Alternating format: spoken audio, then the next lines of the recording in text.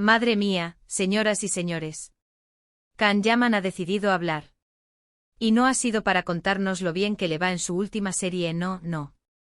El bombazo de hoy es que ha abierto la caja de Pandora sobre sus traumas y esos errores que, según él, lo han marcado de por vida.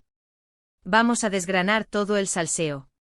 A ver, todos conocemos a Can Yaman. El tío está súper cachas, tiene ese rollo exótico que nos vuelve locas, y arrasa allá donde va. Pero detrás de esa fachada de galán invencible, parece que hay un hombre con sus fantasmas. Y lo más fuerte es que él mismo lo ha admitido. Ha dicho, y ojo a esto, que ha tenido que lidiar con cosas muy gordas en su pasado. Cosas que le han hecho dudar de sí mismo, que le han hecho meter la pata hasta el fondo. Para ser honestos, muchos pensábamos que su vida era un camino de rosas. El éxito, las fans, el dinero. ¿Qué más se puede pedir, verdad? Pero Can ha soltado que eso no es así. Que ha pasado por momentos súper oscuros. Y lo más interesante, ha dicho que esos momentos le han llevado a cometer errores. ¿Errores de qué tipo? No ha entrado en detalles finos, claro está, pero ha dejado caer que han sido errores que le han hecho aprender a golpes. Errores en su vida personal, probablemente en sus relaciones, quizás incluso en su forma de llevar la fama. Lo que yo creo que está pasando es que Can se ha dado cuenta de que el soy perfecto no vende, o peor, que no es real. Y está intentando conectar con la gente desde otro lugar, un lugar más vulnerable. Es un movimiento arriesgado, porque el público a veces no está preparado para ver a sus ídolos con grietas. Pero, sinceramente, ¿no es más interesante un Can Yaman que reconoce sus fallos que uno que vive en una burbuja de perfección? Muchos dicen que esto es una estrategia para lavar su imagen, porque recordemos que ha tenido sus polémicas, y no pocas. Otros que está buscando un nuevo enfoque para su carrera, quizás algo más artístico, menos superficial. Pero yo sospecho que hay algo más. Creo que Can realmente está en un proceso de introspección. Ha llegado a un punto en su vida en el que quizás el éxito ya no lo llena del todo, y busca algo más profundo. Y para eso hay que mirar hacia adentro y a veces, lo que encontramos no es bonito. El hecho de que hable de traumas, eso ya es un nivel superior.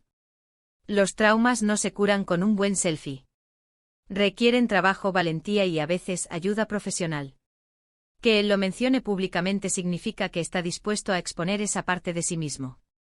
Es como si dijera, sí, soy famoso, soy deseado, pero también sufro, también he pasado por mierda.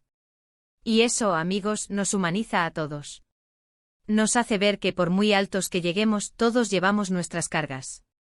Y esos errores que lo han marcado. Me pregunto cuáles serán. ¿Eran esos comentarios polémicos que soltó en su momento?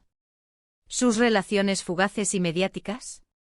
¿La presión de tener que ser el superhombre todo el tiempo? Probablemente sea una mezcla de todo. La fama tan repentina y brutal que tuvo fue un cóctel explosivo. Y si no estás preparado, te puede pasar factura. Te puede hacer tomar decisiones equivocadas, te puede hacer alejar a la gente que te importa, te puede hacer sentir solo en medio de una multitud. Lo más importante aquí es que Can Yaman está rompiendo ese muro de invulnerabilidad que a menudo rodea a las estrellas. Está diciendo, soy humano con mis luces y mis sombras. Y eso en el mundo del entretenimiento es oro puro. Porque al final, lo que nos conecta con alguien es su autenticidad, ¿no? Y si esa autenticidad viene con un poco de drama y autocrítica, mejor que mejor. Así que mientras él navega por sus traumas y aprende de sus errores, nosotros nos quedamos con la intriga. ¿Qué lecciones sacará? ¿Cómo afectará esto a su carrera? ¿Veremos a un Can Yaman diferente, más maduro, más reflexivo? El tiempo lo dirá. Pero por ahora, este silencio roto ha dado mucho que hablar.